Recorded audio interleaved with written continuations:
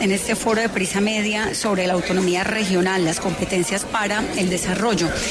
En la inauguración del evento estuvo el doctor Juan Fernando Cristo, que está en este momento aquí sentado conmigo. Me da mucho gusto tenerlo, doctor Cristo. Bienvenido. Vanessa, un saludo especial. Qué bueno verla aquí por Cartagena en este foro. No sé cómo tratarlo. Le digo ministro, exministro, precandidato.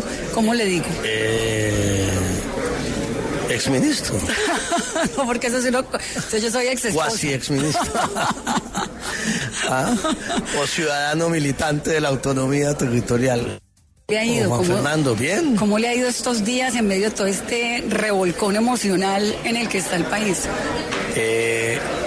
No, Vanessa, bien. Esta semana hemos estado haciendo el empalme hasta ayer con Gustavo García, que se encargó del ministerio. Pero él es temporal. Entonces no he tenido todavía de sentirme con tiempo para nada. Seguimos igual y hoy...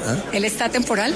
Bueno, eso habrá que preguntarle al presidente si se queda o va a nombrar un nuevo ministro, o él será quien termine en esta recta final del gobierno. Tiene todas las condiciones para hacerlo. No ha tenido todavía el tiempo para lo del guayabo emocional. No, hay tanto agite y tanta noticia todo el día con todo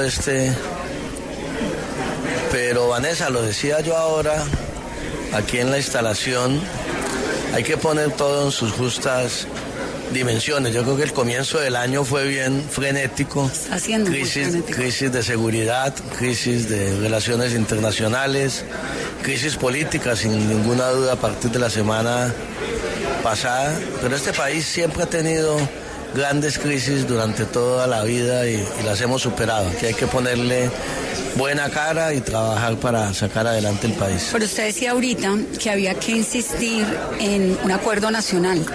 Sí, pero ¿cómo vamos a hacer un acuerdo nacional en este despelote? Es que todo lo que uno ve es, cada capítulo está siendo peor que el otro. Pues eso parece, yo lo decía, y muy ingenuo y muy utópico, pero yo creo que hay temas, Vanessa, en los cuales la verdad si logramos entender que los problemas del país no van a desaparecer el 7 de agosto del 2026, cuando termine el gobierno del presidente Petro, y que los vamos a tener ahí, tenemos que entender que no podemos seguirnos matando los unos a los otros, seguir en esta pelea, quienes estamos en la institucionalidad y mientras tanto quienes están amenazando al país, la seguridad nacional, pues se distraen viéndonos aquí cómo hay estas peleas y el escándalo del día a día.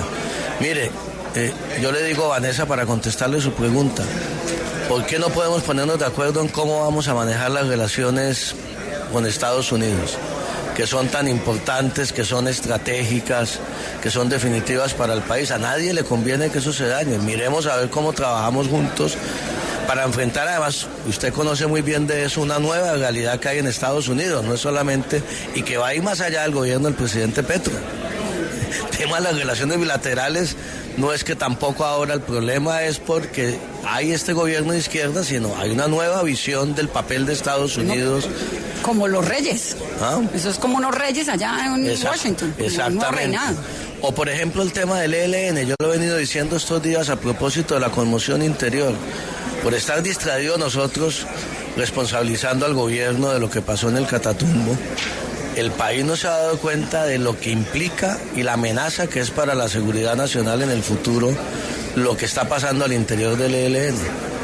Que lo que quiere decir es que su ala más sangrienta, más radical, enemiga de cualquier negociación, se apropió del ELN, y eso va a significar hacia el futuro un desafío a la institucionalidad de este país muy grande. Que eso es Pablito, pero...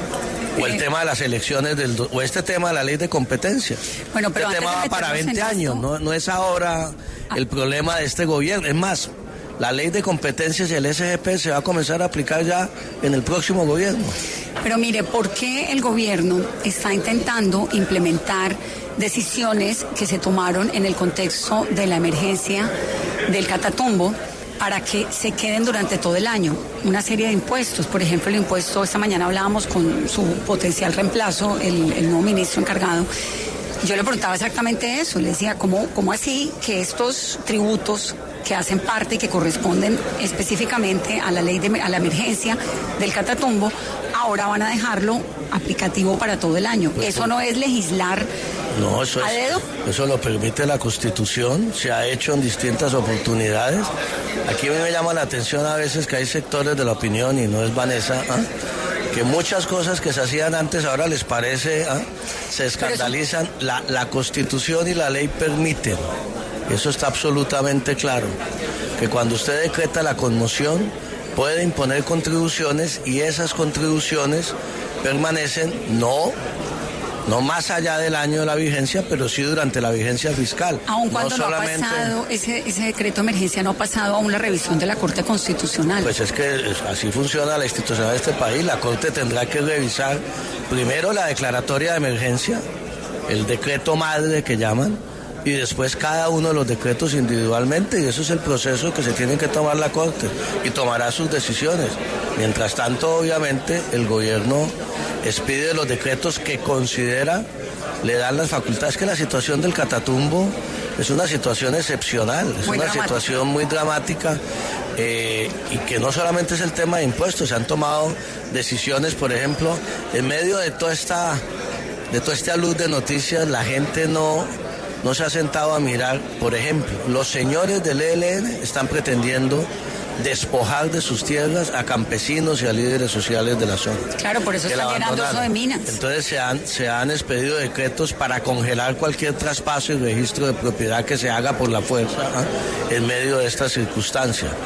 Expedimos un decreto, lo alcancé a firmar yo, de protección a alcaldes, a mecanismos extraordinarios para garantizar que la gente, los liderazgos sociales, los firmantes de paz, que la situación ha sido muy difícil, los alcaldes y los personeros tengan mecanismos extraordinarios de protección urgente también. Y todo esto tiene unos costos para financiar. Ahora, lo que es claro es que las contribuciones que se van a recaudar de esos 3 frentes que ha explicado el Ministerio de Hacienda son dedicadas única y exclusivamente a conjurar la situación del Catatumbo, dentro de lo cual más de la mitad de esos recursos, ¿a dónde irá?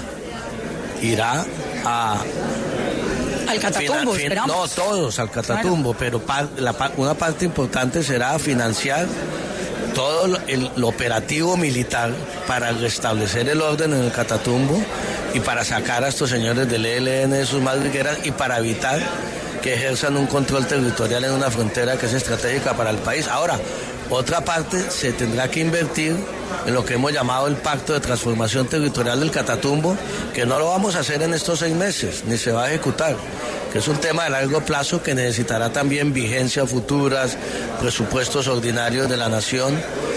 Yo en medio de la tragedia del Catatumbo, Vanessa, y lo decía en el Senado cuando presentamos el informe, yo tengo la esperanza y la fe de que si logramos un éxito, sabemos qué tenemos que hacer en el Catatumbo. Eso ya todo está diagnosticado. Sabemos cuánto cuesta. Ni siquiera el ministro de Defensa. Hubo una alerta temprana del 15 de noviembre para el gobierno diciendo lo que estaba ocurriendo en el Catatumbo. Y es un desastre. Nadie le puso atención a esa alerta. No, sí se le puso atención, pero no voy a entrar en ese debate. Pero ¿eso le parece que es un desastre ese gobierno, lo que está ocurriendo? Yo quiero mirar el futuro. No me parece que sea un desastre, pero podemos dar ese debate. Pero ahora que ya está por fuera, lo puedo decir.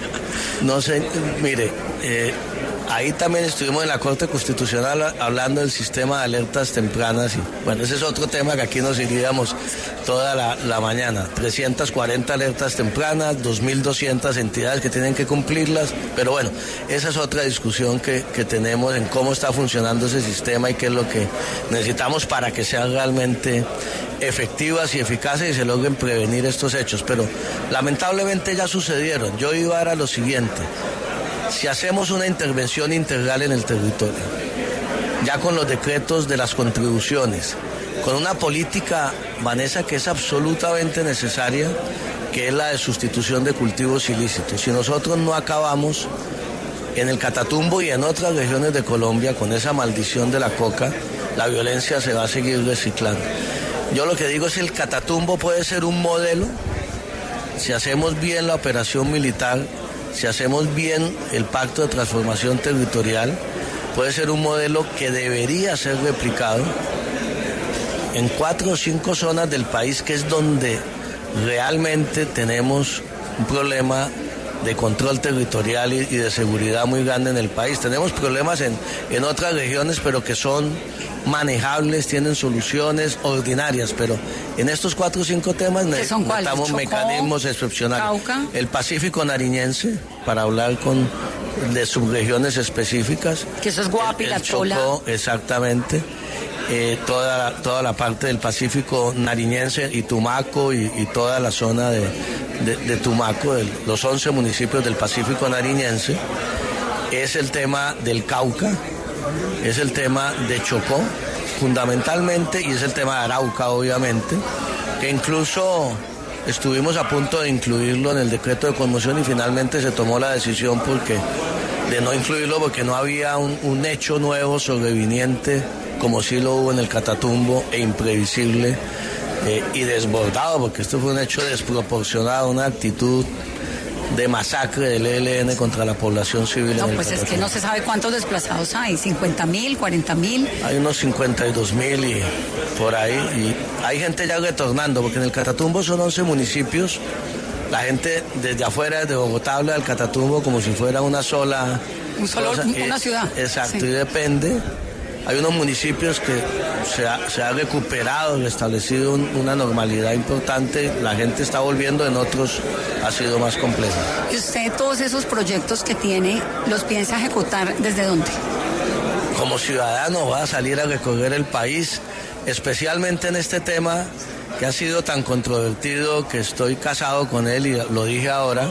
Puede ser un militante ciudadano de la causa de la autonomía territorial. Aquí, esto que estamos hablando del Catatumbo, Vanessa, llevamos 40 años, y lo digo yo que he sido dirigente también, fracasando en eso. O sea, su papá lo mató el ELN, y uno, ¿no? Exactamente, y uno tiene responsabilidad en eso.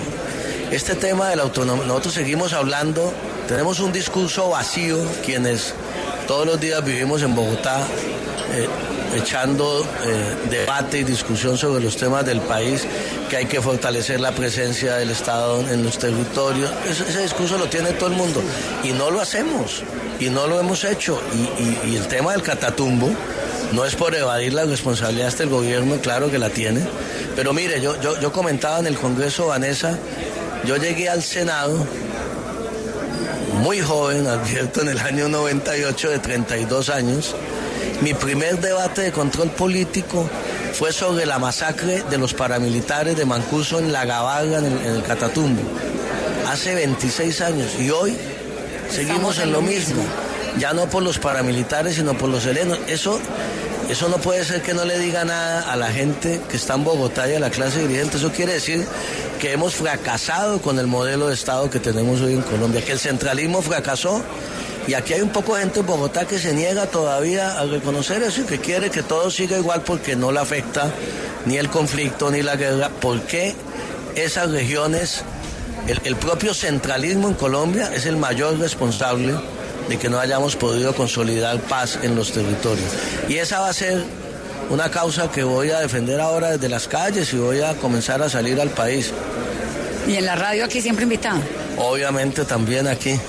Doctor Cristo, para terminar, ¿qué le dice uno? A usted le pasa lo mismo que a mí, que lo llaman todo Colombia a preguntarle, oiga, ¿esto qué es? ¿Qué es este país? ¿Qué es esto que está ocurriendo? Acaban de nombrar un ministro de Trabajo, el doctor Sanguino, con 2 investigaciones en la Fiscalía. Luego hay un proceso de paz andando con unos tipos disidentes de la Segunda Marquetalia, y resulta que llega el CTI de la Fiscalía a meter preso al negociador porque tiene una orden de captura de la Interpol. Eso todo pasa en 12 horas. Es decir, cada cosa es... Pasan todos los días. Pero todos los días. Y entonces es como si uno sintiera que el país se está desmoronando. Uno tiene un poquito de espuela y dice, bueno, calma, que la cosa. ¿Cómo lo vive usted? ¿Usted qué responde el teléfono cuando lo llaman y le dicen, oiga, ¿qué es todo esto? ¿Cómo está viviendo el momento? Acabas de pronunciar la palabra. Cada vez que me dicen eso, y a mí me dicen en la casa, pero usted tampoco puede seguir diciendo que calma, que hay que tranquilidad. Pero sí, Vanessa, mire. Pero están pasando cosas graves, o es impresión del resto del país. Mire, este año comenzó frenético. La verdad es que es muy impresionante. Una crisis de seguridad con lo del Catatumbo, que uno no puede desconocer, un detonante de una crisis de seguridad que existe. hay que replantear la política de paz total. Yo lo he dicho al interior del gobierno, lo venía diciendo. ¿Fue fracaso? Por fuera no ha salido bien. La política de paz total fue muy ambiciosa, yo creo que fue generosa por parte del presidente, pero hay que reconocer que esos grupos no están interesados en la paz y eso hay que enfrentarlo militarmente. Segundo, una crisis en las relaciones internacionales, ni más ni menos que con nuestro principal aliado, socio estratégico en todos los frentes. Y tercero, esta crisis política la semana pasada que tampoco se puede desconocer. Pero, Vanessa, usted y yo que como dice tenemos ya experiencia en esto, pues este país en los años 90 vivió la crisis del narcoterrorismo, en los 2000 vivió la crisis del paramilitarismo, de la parapolítica, de 60, 70 congresistas detenidos por sus vínculos. Esta ha sido Colombia y siempre tenemos la resiliencia y la capacidad de superar las crisis. Yo creo que este país no se va a desbaratar, no se va a desmoronar, tiene unas instituciones fuertes. En medio de eso se prepara un proceso electoral. Hace 15 días yo como ministro del Interior presidí la primera comisión de garantías electorales con el Contralor, con el Procurador, con la Defensora, con las fuerzas militares, con todos los partidos, empezando a organizar porque la estabilidad institucional, el proceso electoral es muy importante y el país tiene unas instituciones fuertes y tiene unos diques y unas salidas a esas crisis institucionales. Siempre hay que acudir a la institucionalidad, a la defensa, que eso es la gran fortaleza de Colombia antes y ahora también. Por eso, en medio de la crisis hay que, tener claro que vamos a superarla también, que ha habido crisis mucho más complejas del país anteriormente. Pero que esta está compleja. Está compleja, pero hemos tenido muchas otras y se han superado y esta también la vamos a superar y a demostrar esa fortaleza institucional del país. Muchas gracias, doctor Cristo. Gracias, Vanessa. Me encanta tenerlo aquí, son las 10:33.